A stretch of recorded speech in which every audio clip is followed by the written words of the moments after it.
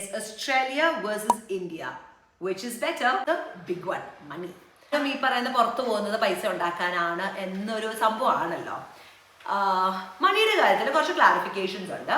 One is നമ്മളിപ്പം അവിടെ ചെന്നിട്ട് അവൾക്ക് 5 ലക്ഷം രൂപ മാസം കിട്ടും എന്ന് പറഞ്ഞാൽ വലിയ കാര്യമൊന്നുമില്ല. ഈ 5 ലക്ഷം രൂപ മാസം കിട്ടിയാൽ 4.5 ലക്ഷം രൂപ ചെലവുണ്ട്. അപ്പോൾ ഒരു 50,000 രൂപയായിരിക്കും സേവ് ചെയ്യുന്നത്. ഈ സേവിങ്സ് നമുക്ക് നാട്ടിലും ചെയ്യാം. ഒരു 50,000 രൂപയൊക്കെ നല്ലൊരു 2 പേർക്കും സാലറി ഒക്കെ ഉണ്ടെങ്കിൽ സേവ് ചെയ്യാൻ പറ്റുന്ന ഒരു എമൗണ്ട് ആയിരിക്കും. സേവിങ്സ് അധികം ഉണ്ടാവില്ല because expenses are also that high.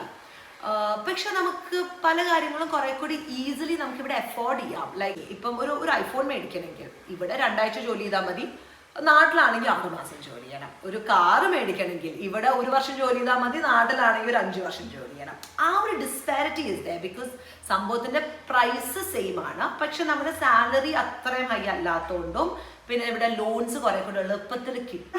Deposit ഒക്കെ ഇവിടെ പലപ്പോഴും കുറവാണ് വേണ്ടിയത്, ലൈക്ക് ലോൺസിന്. അപ്പൊ അതുകൊണ്ടൊക്കെ the affordability for those bigger purchases are a little more easier നാട്ടിലെ കാട്ടി.